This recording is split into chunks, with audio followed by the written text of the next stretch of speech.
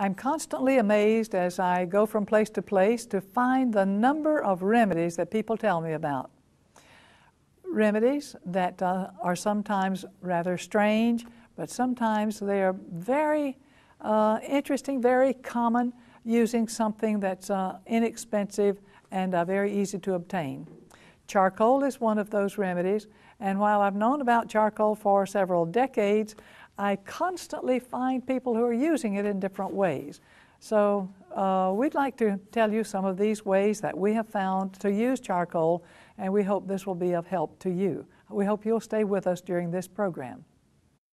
The following program presents principles designed to promote good health and is not intended to take the place of personalized professional care. The opinions and ideas expressed are those of the speaker. Viewers are encouraged to draw their own conclusions about the information presented.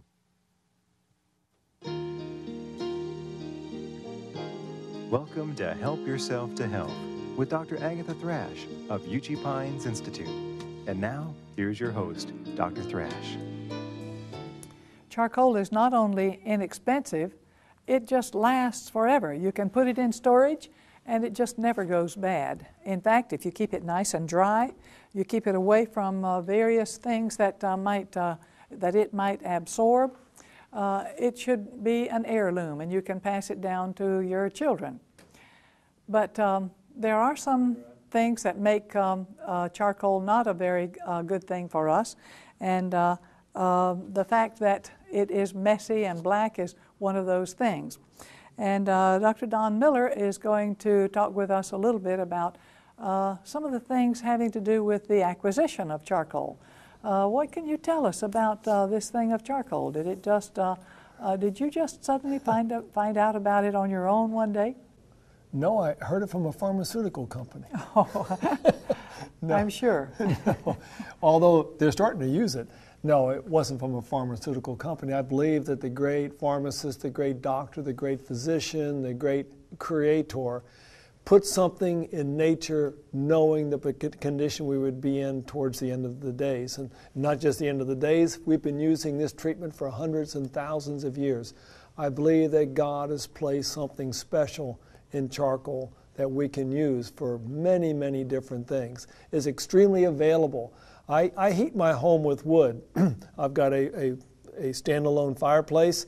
I put my wood in, I damp it down at nighttime. In the morning I open it up, and if I leave it down, like before I left on this trip, I had a nice fire going, damped it down. When I go back and open it up, I'm going to have charcoal, nice pieces of charcoal in my fireplace.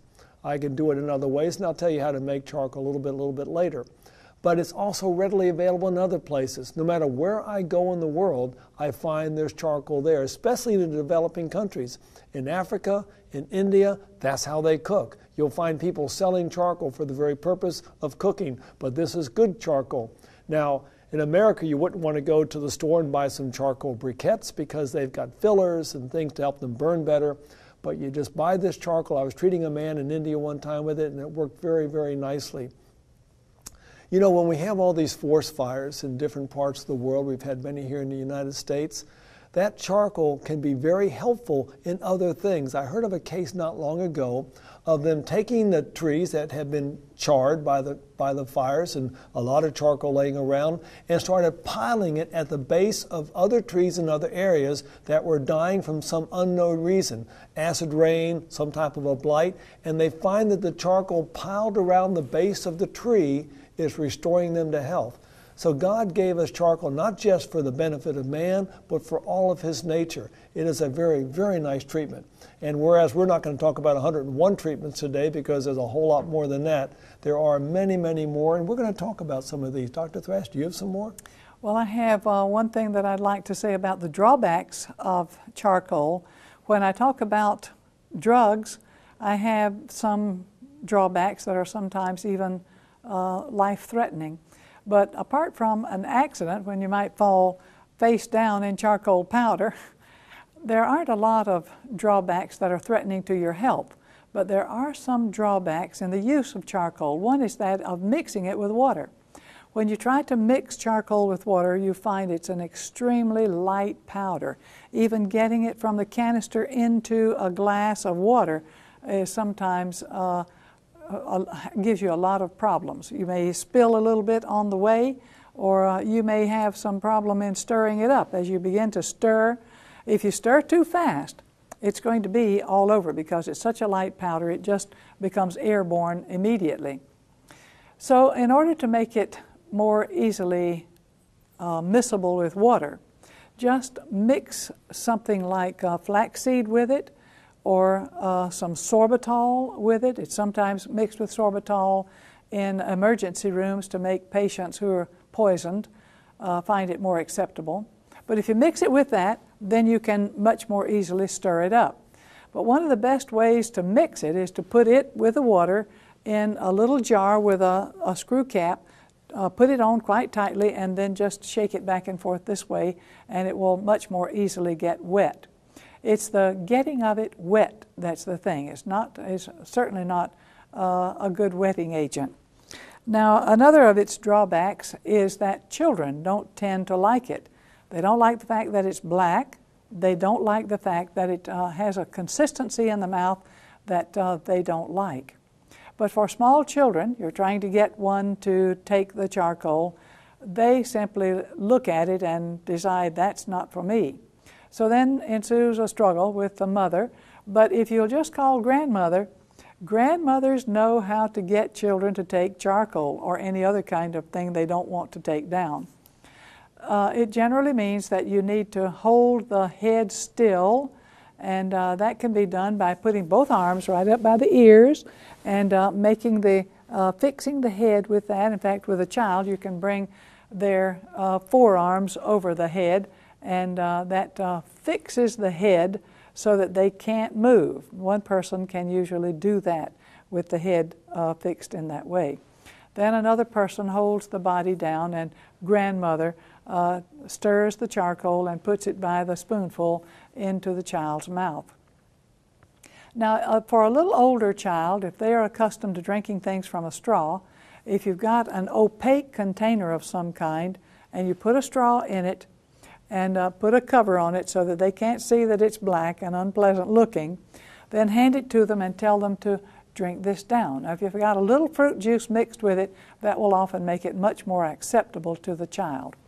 So these are some things that will help to relieve these not very good ways of handling charcoal.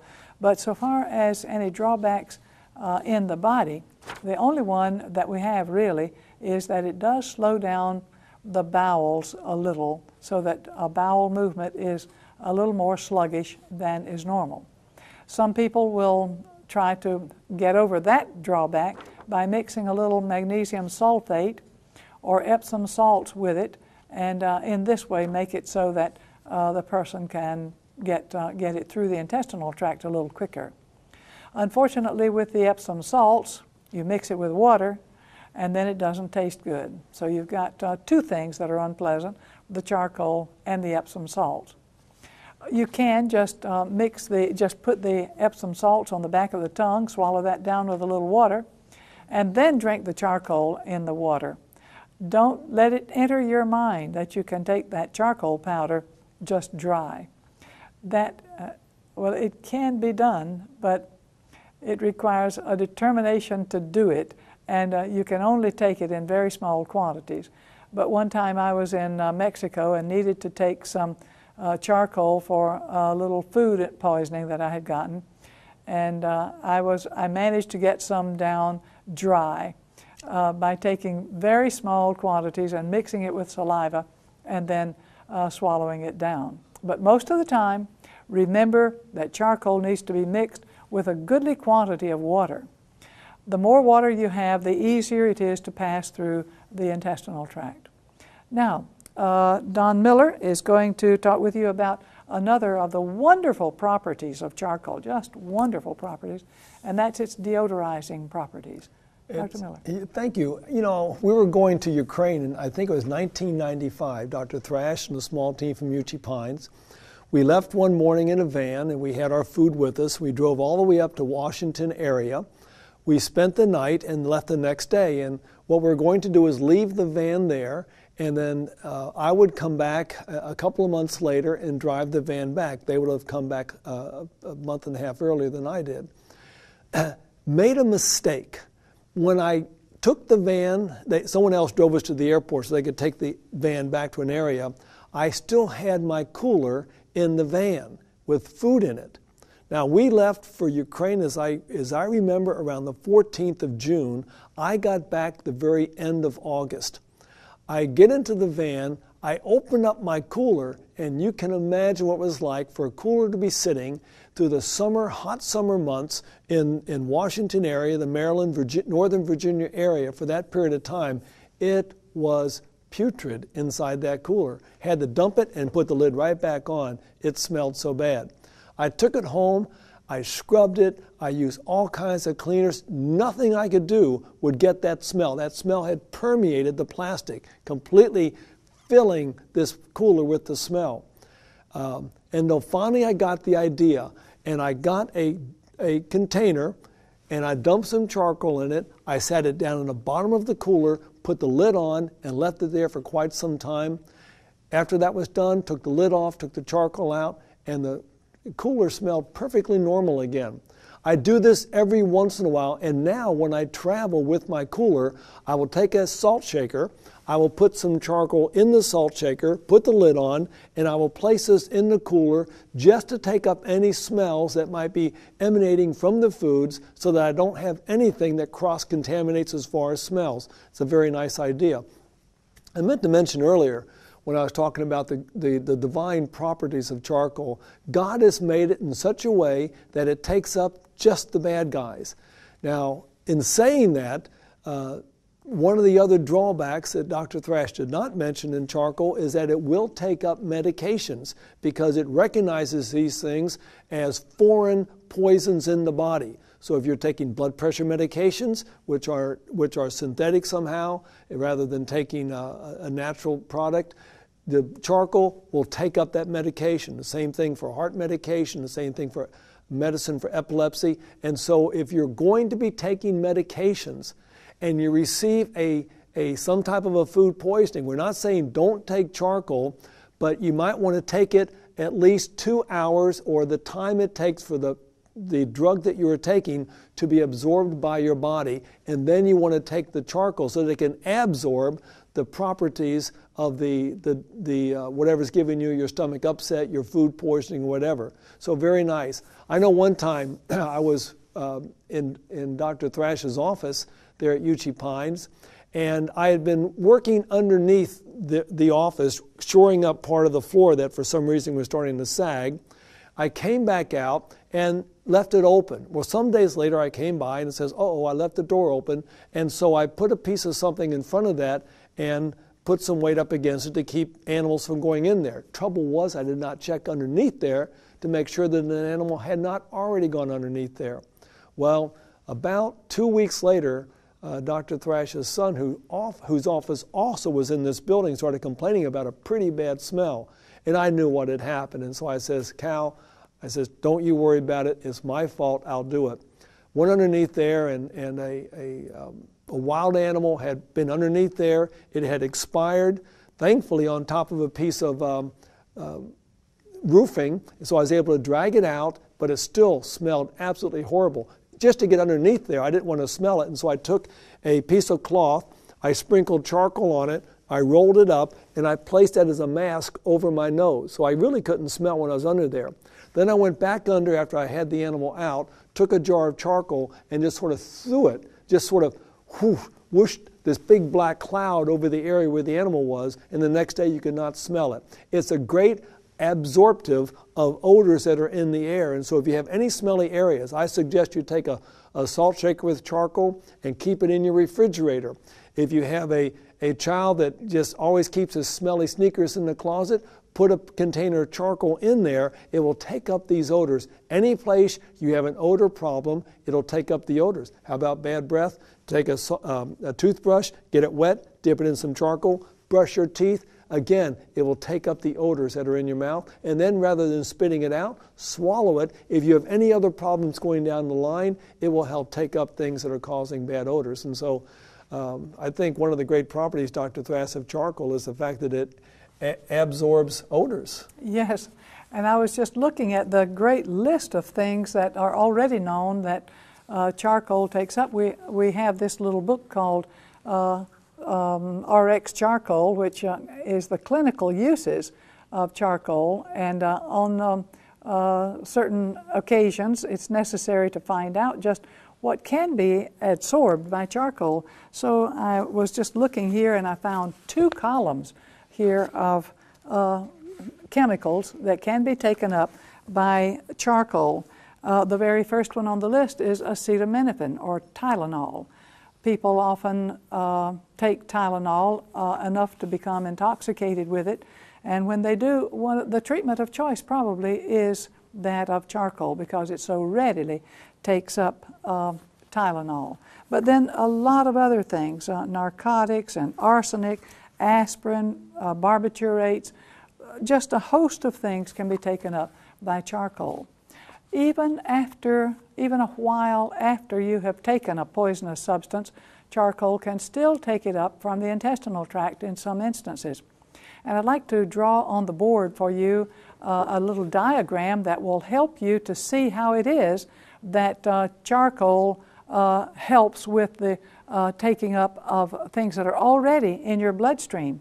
Let's just say that this represents an intestinal villus for you. Here it is, like this.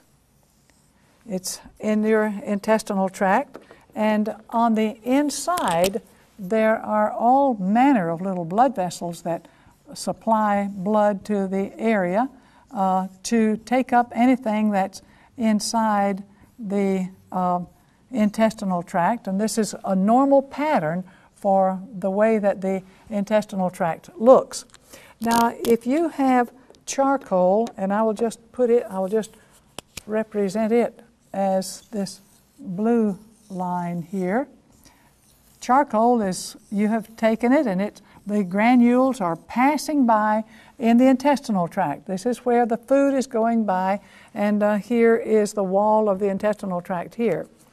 As the charcoal goes by, of course, things that are in the blood, not only is the blood taking up things that are going this way, but the blood is also oozing out in this way. So it usually comes out from the bloodstream, makes a circle around, and comes back in, having picked up something that was in the intestinal tract, nutrients or drugs or whatever.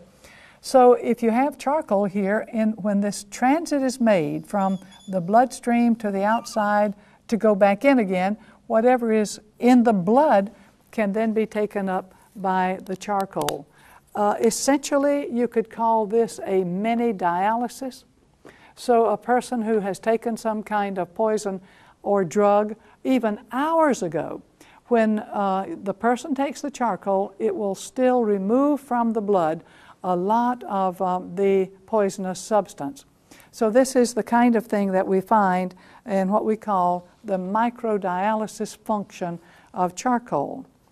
Now, you might wonder, is it possible for me to make charcoal myself in my own home? Dr. Miller mentioned the fact that it could be made in a forest or that it could be made in his wood stove. But is there another way that you can make charcoal? Well, I'm going to say yes, and I'm going to say about 2 ways, a good way and a bad way. One, you can sit there and put your toast in your toaster, turn it all the way up until it becomes black, and you've made what you think is charcoal. Don't eat it. Don't eat scorched food. That is carcinogenic because it produces properties when you scorch proteins and carbohydrates and minerals which are not healthy. But you can very easily make charcoal. So we're going to go back over to the board. I've erased the intestinal tract here, and we're going to do a very simple illustration. What you do is you go out in your backyard and you dig a hole. How big of a hole? How much charcoal do you want? I like to dig a rather large hole. And then inside the hole, I will stick some wood. You want to get some fresh wood. You don't want to get wood that is been treated, green wood, treated green wood, painted wood, shellacked wood. You want to get wild wood. And you want to get it rather dry. You don't want to get wood that you just broke off a tree because it's going to have a hard time burning. And you fill this hole up with the wood, and then you set it on fire. Get a good fire burning. I mean a really good fire burning, until you have a good layer of hot coals at the bottom, still fire going, and you build the fire up until you have a blazing fire going, well consuming the wood. Now, if you keep it going, it will completely consume or almost completely consume the wood. But when you know you have this wood extremely well ignited, not just burning a little bit, but really going well, what you want to do is find some type of a covering to cover this hole with. You can use a piece of tin, the hood of an old car, something that will cover the hole completely to block off the air. And then what I will normally do is I will pile the dirt that I took out of the hole on top of this thing. It will sort of insulate it, keep all the heat inside. You need three things to have a fire. One, you need fuel. You've got your fuel in your wood. You also need oxygen. And you had that in there when you started the fire. And you also need heat, which you got when you started the fire. Now, as your wood is in there, it will start to consume the oxygen, quite frankly, do it quite quickly, but the heat is so high, it will still continue to eat away at the wood. I would leave it here for at least a day, if not 2 days, depending on how big your fire was. At the end of this time, you come out and you lift up this piece of metal and just throw everything aside, and inside you should have some very nice charcoal. It should be very light. The lighter the better, because that means it's more fully consumed. Often you will find pieces in there that have still white wood inside. Just take the outside, but you don't want to get down there where it's sort of hard to have to dig it off. You want stuff that's just pure, light charcoal.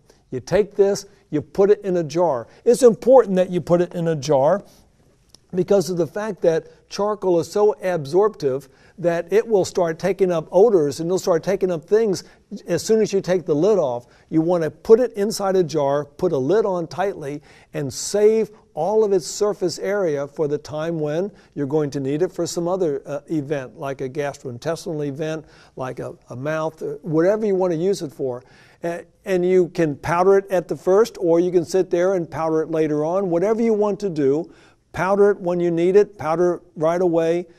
I would powder it right away because you might need something. When it's time for charcoal, you need it right away. And so, Dr. Thrash, I know you've had times you need a charcoal right now, yes, and it's good to have it ready to go. I always have charcoal on hand. Charcoal is so needed and you need it right now. Poison control centers are listed in the book that we wrote on the clinical uses of charcoal, and all the regional poison control centers in the United States are listed here in this little book. There are 7 of those, 7 states that have regional poison control centers. And when I need to talk with poison control, I usually call the regional center rather than some of the local centers, because they're often better manned and you can get better information from that. I mentioned that acetaminophen, the treatment of choice for that was charcoal, but if you call a local poison control center, they may tell you that there is a drug that's better for it, and that's mucromist. So I don't usually call the local ones, but call the regional ones. I don't want my patient to have to buy a drug if I can get by with it. If charcoal is just as good, it's so inexpensive that we should go that route if we can. Now, for other things, it's the treatment of choice, like nausea and vomiting and diarrhea. The treatment of choice is always charcoal as a first aid measure. Then later, you may have to go to something else. There are also odors that develop in the mouth because of one reason or other. And Dr. Miller is going to mention some of these now. Okay, very easy to take care of those too. Again, you take some charcoal, and you can do it 2 ways. You can just take charcoal, wet your toothbrush, put it in the powder, and brush your teeth. Now, you go to a store nowadays, and you've got a whole new panorama of tooth whitening agents. You can make these different things. You put in your teeth and put it in there and leave it there for so long, put strips on your teeth. Why don't you just brush your teeth with charcoal? Now, quite frankly, while you're doing it, it doesn't look like you're doing much for whitening your teeth, but it is a tooth whitener. It is very mildly abrasive. It can clean your teeth quite nicely. But Another way you can do it is take some charcoal, mix it with some water to make a little paste, and you can put that on there just like toothpaste, and you can brush your teeth. Now, besides the whitening effect, because the charcoal is absorbing odors, it can do very nicely in taking up any odors that are in your mouth, any pockets of infection. Matter of fact, you would want to do this if you have an infection in your mouth. Brush your teeth at night with this charcoal, and then don't spit it out. Leave it in your mouth. As a matter of fact, leave a large amount of the paste down between the cheeks and the gums, up and above, up and below, and during the night, that will be pulling out. And if you have any types of problems like this, an infection in your jaws, it's going to cause some odor. Smelling between the teeth, if you have any decomposing things between your teeth, there's a good way to find out pretty much what your breath smells like. You know, you can't sit there. Some people breathe into their hand. All you're smelling is your hand. Get yourself a pine needle, a toothpick, a brush pick, something that will, or even your piece of your dental floss. Floss between a tooth, bring it out, and then smell it. That's what your breath smells like. And if it smells bad, charcoal outside will help take up that odor. It will also help you with any types of throat infections and any types of problems back in your throat that could also be causing some disodor, and so or odor. And so put this in your mouth. It will help clean up the infections. It will help clear out the problems, whiten your teeth, and then swallow the whole thing in the morning. You have a good transit time marker. Clean out your system. See if you have any problems down there. Some nice things to do with charcoal. There's probably a whole lot more you can do in the mouth, but that should be enough for right. That's a mouthful right now. Those are very good tips on what to do with charcoal in the mouth. You can also swallow it as a detoxifying agent if you think that you might have encountered some kind of toxin. And it will take up most kinds of toxins, just adsorbs it, takes it out of the body in a harmless way. We learned one time a use for charcoal in a very accidental way. We had a baby born at Uchee Pines with that developed very shortly the jaundice of the newborn. The little family were very poor. They didn't have the money for all the exchange transfusions and the testing that needed to be done. But I felt I could not handle the case unless I could get a lab test every 6 hours. So we were going in every 6 hours. Finally, the mother said, "Don't you have anything here at this place that has natural remedies that can help my baby?" She wept when she said it. So I said, "Well, honey, the only thing that I can think of to try is charcoal." And that day we learned something, because the moment that she started giving the baby the charcoal, that very moment the lab test started correcting, and we didn't have to do the exchange transfusion on the baby. It was later that we learned that standard medicine had also learned that little trick. Wonderful medicine, charcoal.